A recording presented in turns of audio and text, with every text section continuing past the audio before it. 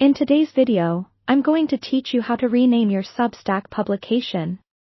Whether you're looking to refresh your brand or align your publication's name with an evolving theme, this task is simple yet significant. Let's dive in. First, you'll want to navigate to your Substack dashboard. This dashboard serves as your main hub, where all the magic happens. It offers a comprehensive overview of your publication's performance and various settings.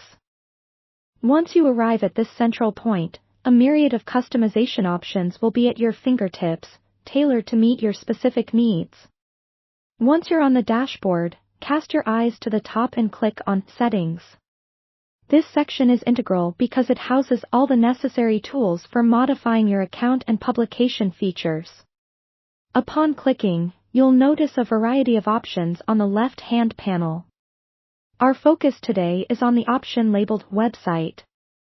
By selecting Website, you'll access all the particulars and customizations related to your publication. Now, within the Website section, there's a critical field called Publication Name. This is your point of transformation. The publication name is essentially the calling card of your Substack. It's the banner under which all of your creations will be published. It's important to choose a name that accurately and compellingly represents your brand or message. Now we move to perhaps the most enjoyable part, changing the name itself. Click directly into the Publication Name field and begin typing your new title. Take your time here to ensure the new name aligns with your vision.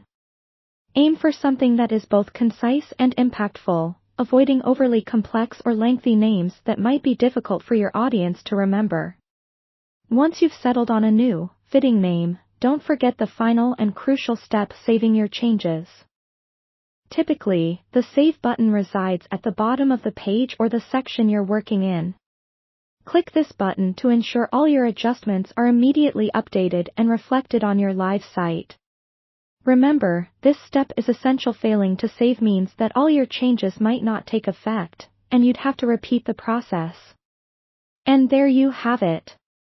Renaming your Substack publication is as simple as that.